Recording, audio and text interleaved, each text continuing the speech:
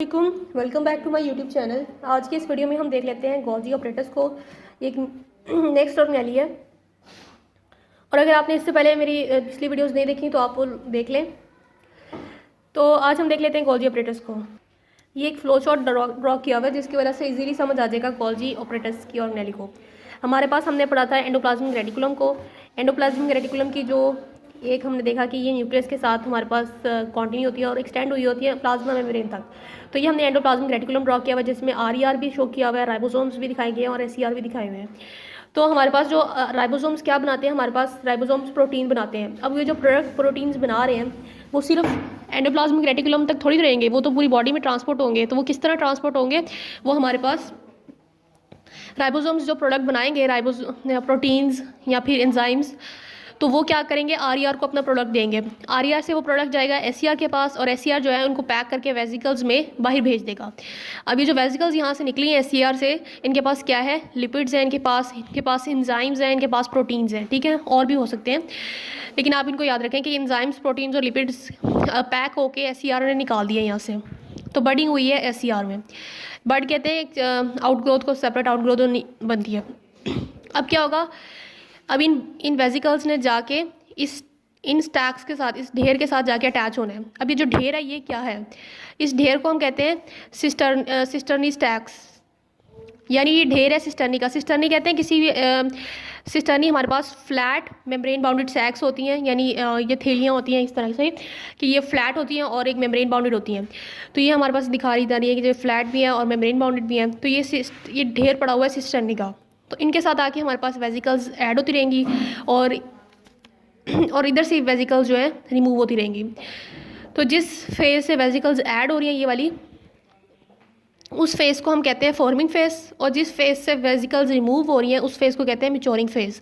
अभी जो वेजिकल्स यहाँ पे ऐड भी हो रही हैं तो रिमूव भी हो रही हैं, तो इसका मकसद क्या है यहाँ पे जो, और ये जो हमने इसका मकसद ये है कि यहाँ पे ये डायरेक्टली ऐसे नहीं रिमूव हो रही, मतलब जिस हालत में लिपिड्स यहाँ पे एंटर हुए उसी हालत में रिमूव नहीं हो रहे, बल्कि यहाँ पे कोई काम प्रोसेस हो रहा है। और वो प्रोसेस कौन सा होगा, या तो वो उनकी ये जो है हमारे पास, या उनकी मॉडिफिकेशन होगी, ये जो इनकी मॉडिफिकेशन होगी और उसके बाद वो यहाँ से रिमूव होंगे। ऐसे अलग से रिमूव नहीं होंगे बल्कि उनकी मॉडिफिकेशन होगी। तो हमारे पास गोल्जी ऑपरेटर्स फिर क्या है, ये जो वेजिकल्स, एसोसिएटेड वेजिकल्स और सिस्टर्नी का स्टैक है, ये दोनों मिलकर क्या बना लेते हैं, गोल्जी ऑपरेटर्स या फिर गोल्जी कॉम्प्लेक्स, ठीक है। और इसको ये नाम क्यों दिया है, इसको ये नाम इसलिए दिया है क्योंकि गोल्जी एक बंदा था जिसने ये डिस्कवर किया था, इस वजह से इसको नाम दे दिया गोल्जी ऑपरेटर्स या गोल्जी कॉम्प्लेक्स का। इनको वेजिकल्स को तो हम कह दिया एस से निकली हैं और ये वेजिकल्स हैं। अब ये जो गोल्जी ऑपरेटर्स से वेजिकल्स निकल रही हैं जो कि मॉडिफाइड फॉर्म में है, इनको हम नाम देंगे गोल्जी वेजिकल्स का। इस वेजिकल्स को नाम दे देंगे हम गोल्जी वेजिकल का। क्यों, क्योंकि ये गोल्जी ऑपरेटर्स से निकल रही हैं, इनको नाम देंगे गोल्जी वेजिकल्स का। इनको हम प्राइमरी लाइसोसोम्स भी इनको कहते हैं। लाइसोसोम्स की डिटेल वीडियो मैं बनाऊंगी इंशाल्लाह, लेकिन यहाँ पे याद रखें कि इन्हीं वेजिकल्स को हम कहते हैं प्राइमरी लाइसोसोम, और ये है या फिर हम कह सकते हैं transport vesicles from Golgi operators. तो बेसिकली गोल्जी क्या है हमारे पास, गोल्जी ऑपरेटर्स क्या है, ये हमारे पास सिस्टर्नी का स्टैक प्लस यानी ऐड करके किसके साथ, एसोसिएटेड वेजिकल्स के साथ, इन वेजिकल्स के साथ, और यहाँ से वेजिकल्स एक फेज से ऐड हो रही हैं और एक फेज से रिमूव हो रही हैं। अब हम पढ़ लेते हैं बुक से। तो पहले है discovery. Golgi operators was discovered by Golgi. Golgi ने डिस्कवर किया था 1898 में। दिस ऑपरेटर्स, ये जो ऑपरेटर्स है जो कि वर्चुअली यानी कॉमनली हर यूकैरियोटिक सेल में पाया जाता है। इसमें क्या होते हैं, स्टैक्स होते हैं यानी ढेर होते हैं, फ्लैटेंड कहते हैं चिपटी हुई, मेम्ब्रेन बाउंडेड सैक्स का कॉर्ड जिसको कहा जाता है cisternae. This cisternae together with associated vesicles. अब ये जो सिस्टर्नी है और एसोसिएटेड वेजिकल्स यानी जो वेजिकल्स ऐड हो रही थी और रिमूव हो रही थी, उनको हम नाम दे देते हैं, इनको कंबाइन करके नाम देते हैं गोल्जी कॉम्प्लेक्स का।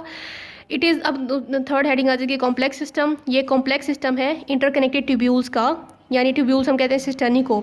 तो ये इंटरकनेक्टेड ट्यूब्यूल्स का सिस्टम है सेंट्रल स्टैक के इर्द गिर्द। अब ये फॉर्मेशन देखते हैं सिस्टर्नी की। तो cisternae stacks are continuously form कैसे बन रहे होते हैं, by fusion of vesicles which are probably derived by the budding of S यानी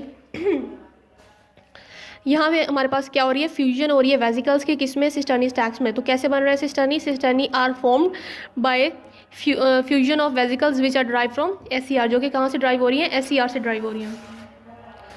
उनका जो आउटर कन्वेक्स सरफेस है उसको हम नाम दे देंगे फॉर्मिंग फेस का। फॉर्मिंग फेस वो वाला फेस है जिसमें हमारे पास वेजिकल्स SCR से ऐड हो रही हैं, जबकि जो इनर कनकेव सरफेस होगा उसको नाम दे देंगे मैच्योरिंग फेस का। The cisternae breakup into vesicles. अब सिस्टर्नी जो है वेजिकल्स भी बना रहा होता है, मतलब यहाँ से एक तरफ से तो वेजिकल ऐड हो रही होती है, लेकिन दूसरी तरफ से वेजिकल्स रिमूव हो रही होती हैं, तो ये इसलिए लिखा हुआ है cisternae form vesicles. Cisternae breakup into vesicles from the latter, यानी दूसरी साइड से। The whole stack consist of number of cisternae. अब ये जो होल स्टैक है इसमें क्या आ जाएगा, बहुत सी सिस्टर्नी आएंगे और वो कैसे ऐसा लग रहा होगा कि वो मूव कर रहे हैं आउटर फेस से इनर फेस की तरफ। अब ये जो डायग्राम है ये बहुत इंपॉर्टेंट है, आपने पेपर में इसको ड्रॉ करना है। और फंक्शन अब देखते हैं गोल्जी कॉम्प्लेक्स का। अब गोल्जी कॉम्प्लेक्स का क्या फंक्शन है, it is concern with cell secretion. Cell secretion किस चीज़ को कहते हैं, सेल सिक्रीशन ऐसी चीज़ होती है जैसे हमारे पास वेजिकल्स जो बन रही थी, अब वो वेजिकल्स क्या करेंगी, जाके हमारे पास सेल के प्लाज्मा मेम्ब्रेन के साथ फ्यूज़ होंगी और अपनी जो भी उनके पास प्रोडक्ट होगा वो प्लाज्मा मेम्ब्रेन के बाहर यानी अब सेल के बाहर फेंक देंगी प्रोडक्ट को। तो इस प्रोसेस को हम कहते हैं सेल सिक्रीशन। ठीक है, तो गोल्जी कॉम्प्लेक्स क्या करता है, सेल सिक्रीशन करता है। क्यों, क्योंकि ये भी तो वेजिकल्स बना रही होती हैं। अब ये जो वेजिकल्स इन्होंने बनाए हैं यानी गोल्जी वेजिकल्स, ये जाके फिर क्या करेंगे, प्लाज्मा मेम्ब्रेन के साथ फ्यूज़ हो जाएंगे। प्लाज्मा मेम्ब्रेन के साथ जब ये फ्यूज़ हो जाएंगे तो अपना जो प्रोडक्ट है इनके पास वो ये बाहर फेंक देंगे। तो इस मैकेनिज्म को कहते हैं cell secretion. Secretions are the product form within the cell. और राइबोसोम सिक्रीशन हमारे पास जो है वो ऐसे प्रोडक्ट होते हैं जो राइबोसोम्स पे बनते हैं, यानी जो हमने चीज़ें हमारे पास आई थी गोल्जी वेजिकल्स में वो बेसिकली बनाई किसने थी, राइबोसोम्स ने। और राइबोसोम्स कहाँ पड़े हुए थे, रफ एंडोप्लाज्मिक रेटिकुलम में। फिर उसके बाद क्या हुई, देन पास टू आउटसाइड, और वो बाहर गई किसके ज़रिए, एंडोप्लाज्मिक रेटिकुलम के ज़रिए। यानी राइबोसोम्स ने जो चीज़ें बनाई वो पहले RER के पास गई और RER से गई SCR के पास और फिर गई किसके पास, गोल्जी ऑपरेटस के पास। फिर गोल्जी ऑपरेटस ने क्या किया, उनको the secretions are converted into finish products, उनको पहले फिनिश प्रोडक्ट में किया कन्वर्ट और फिर उनको मेम्ब्रेन के यानी गोल्जी वेजिकल्स में पैक किया और फिर एक्सपोर्ट कर दिया उनको। ठीक है, यानी उनको एक्सपोर्ट करने से पहले मेम्ब्रेन में पैक किया। मिसाल के तौर पे मैमल्स में जब ये पेनक्रियाज जो है वो स्क्रीट करते हैं ग्रैन्यूल्स कंटेनिंग एंजाइम्स जो कि हेल्प करते हैं डाइजेशन में। तो गोल्जी कॉम्प्लेक्स का क्या होता है, रोल होता है इन ग्रैन्यूल्स को बनाने में। अब नेक्स्ट हेडिंग है ट्रांसपोर्ट ऑफ प्रोटीन्स। अब जो प्रोटीन्स और enzyme which have to be transported, जिन्होंने ट्रांसपोर्ट होना है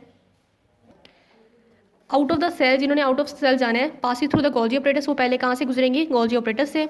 मॉडिफिकेशन, अब क्या करेगा ये मोस्ट इंपॉर्टेंट फंक्शन जो है गोल्जी ऑपरेटस का, कि वो मॉडिफाई कर देगा प्रोटीन्स और लिपिड्स को।